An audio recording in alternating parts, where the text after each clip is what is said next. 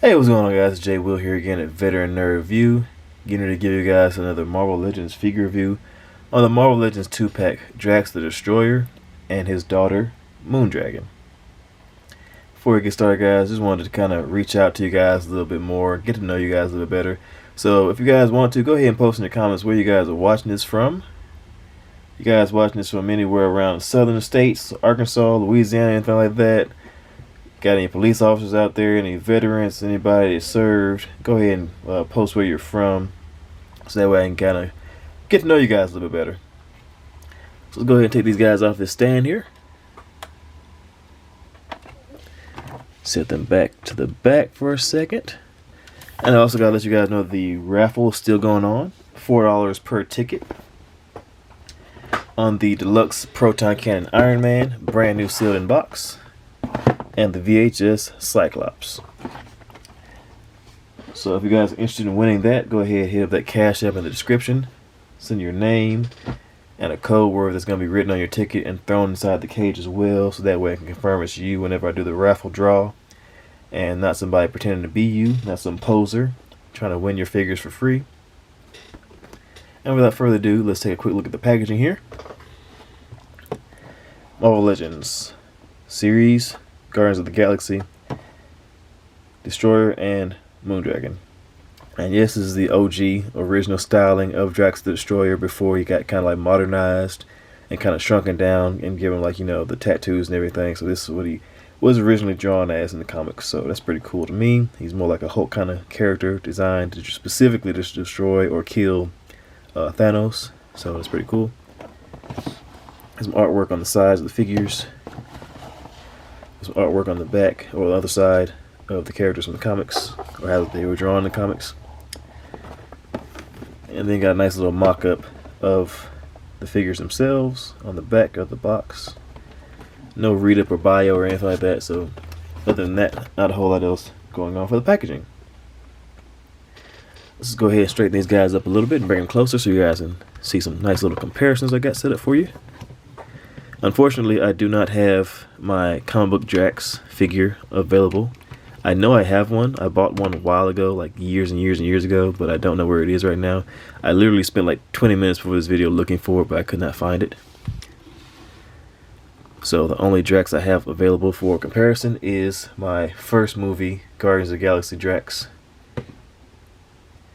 So you guys can kind of see what that looks like right there. You can see the stark comparison or stark contrast to what it used to look like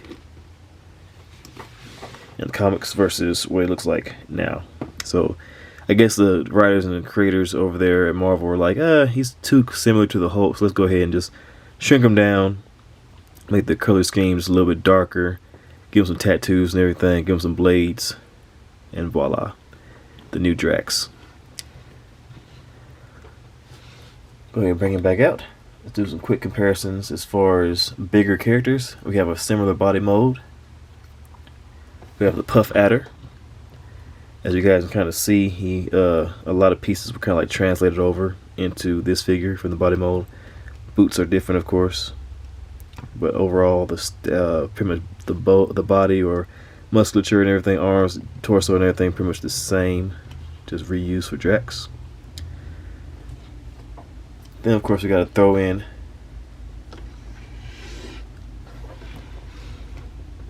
the, I believe this was the 60th or 20th anniversary Hulk. Yeah, 20th anniversary Hulk. And let's go ahead and throw in the recently reviewed Gray Hulk. So you guys can kind of see this guy smushed in between these two, what he looks like, with some other beefy characters. Go ahead and bring these guys back out. And just for kicks and giggles, let's go ahead and throw in the Immortal Hulk, a Marvel Select, very great piece. And let's go ahead and throw in Tiger Stripe Wolverine and Pizza Spidey, and they can kind of sandwich in Moondragon.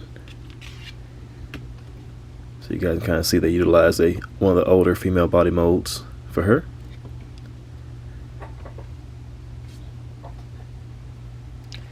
Not too bad, not too bad. Looking pretty decent. like the overall sizing here. So gonna bring him back out.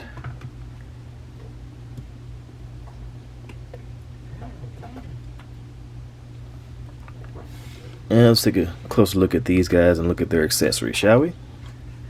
Drax the Destroyer comes with an alternate head, relaxed face, you guys saw in the thumbnail, and it comes with a set of down to business hands, as well as a set of open hands, kind of one grippy, kind of like more open palm, and this one's a little more grippy on the right side. Then Moondragon, she comes with a set of down to business hands as well. One is already equipped, and then of course kind of like a Jean Grey kind of outreaching hand on both sides. And that is what all they come with in the way of accessories. Now let's take a closer look at the figures. Drax is a pretty nice overall paint job. I'm definitely liking the vibrant paint, the way it's popping in the musculature and everything with the lighter green and the purple. They contrast very well, and the gold kind of bands around his wrist and waist. The cape is like one solid like loose piece, but it's like a softer kind of plastic. Not too soft, but like one kind of like the rigid soft plastic. And of course it's like kind of loosely flowing on there, so you can pop his head off and take the cape off if you want to and display him like that. But overall, not a bad design. Lines look pretty clean on mine. It's a little small, maybe like small scuffs here and there, but not a big complaint or gripe in my opinion. But overall, he does seem to capture what I would imagine the character look like in the comics, or what I have seen in certain panels. I didn't really read a whole lot of comics with his design like that, but I have seen several panels, and that is kind of what I remember. Moondragon here, very similarly, she does have a nice overall paint job. Sculpt work is pretty well done. I am, however, kind of bummed out or griped that they didn't go ahead and use the new female mold for her with the double jointed pinless elbows that they've been giving some of the certain characters, like the Maria Hill Quake figure and the recently released Black Widow figure. They kind of like slack on a lot of female figures still coming out and give them the single jointed elbow with the rotation at the elbow, which kind of sucks. I feel like that really takes away from the overall designs of a lot of female characters and figures, especially when the bio or a read-up of the character or the overall background of the character is that they're supposed to be like a master martial artist, someone that's very capable of fighting, and then you get a figure that is just single jointed elbow like that. So it kind of hinders her from being what all she can be. So now time to get down to brass taxes here. Let's take a quick look at the articulation. I'll go ahead and take his cape off for this portion since it can't come off so easily. His head can't look up that far, down that far, side to side turning, a little bit of head tilt in there. Shoulders move out to the sides that far, down that far, all the way around.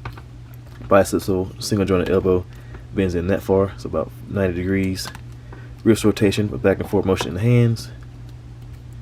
And the articulation is the same for all four hands for Drax. You get a nice ab crunch right there.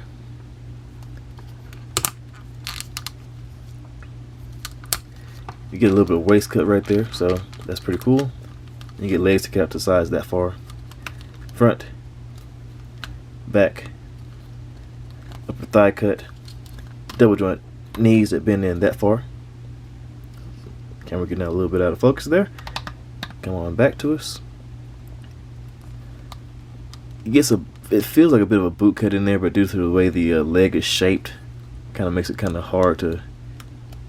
Like you can kind of see it's like wiggling right there, but the way the shin is shaped kind of makes it hard to kind of rotate around there, which is fine. I don't think it's a big issue with the boot not being able to fully rotate like it's supposed to.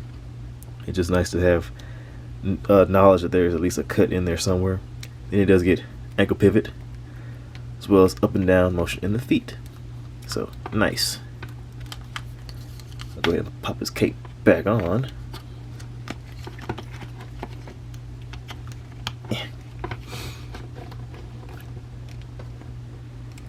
And I am doing this video a few days after my birthday, And for those of you guys that saw the Red Power Ranger video, I did get to meet Mr. St. John, the original actor that played the Red Ranger.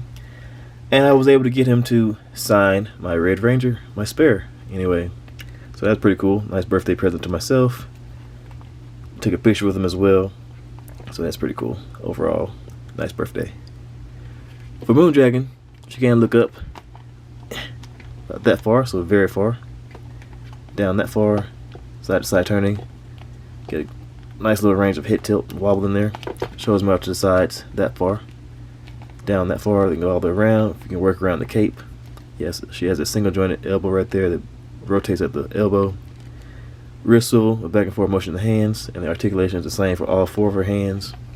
She does get a diaphragm joint, kind of open pit right there in the chest.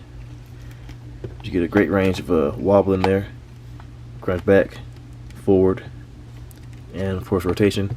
Legs get out to the sides that far, front, back, upper thigh cut, double joint knees that bend in that far. I am, however, impressed that they did go ahead and do the pinless joints for the knees. They skipped out on the elbows though, so that kind of sucks. And of course, she does have ankle pivot as well as up and down motion in the feet. So overall, a nice set. I think I paid roughly like 55 to maybe 60 or so for this set. So not a bad price.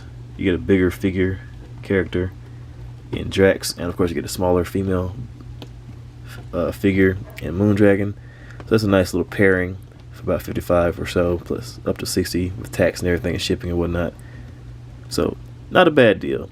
I'm happy with it. I think I kind of messed up though, however, because now I feel I may need to go ahead and start collecting the rest of the classic Guardians of the Galaxy, like Yondu and the classic Star-Lord and whatnot, all the other characters they have that are classic versions of the Guardians. So I will have to be getting on that. Looking for those figures. Hopefully they're not too far out of my price range right now. I have seen several Yondus at Target and whatnot. So that'll be on my next agenda, my next list of things to start getting onto. But yeah, guys, I appreciate you all for coming out and checking out the video. Hit the like button, comment, subscribe, share your thoughts. The more you guys help me out, the more I can do for others. Like I said, comment down in the comment section where you're from, what's your occupation, what you do, what got you into collecting action figures, and share, of course, share this video with any of your buddies or friends that think they might be interested in winning the Proton Cannon Iron Man and the VHS Cyclops. And as always, you all stay safe out there. Later.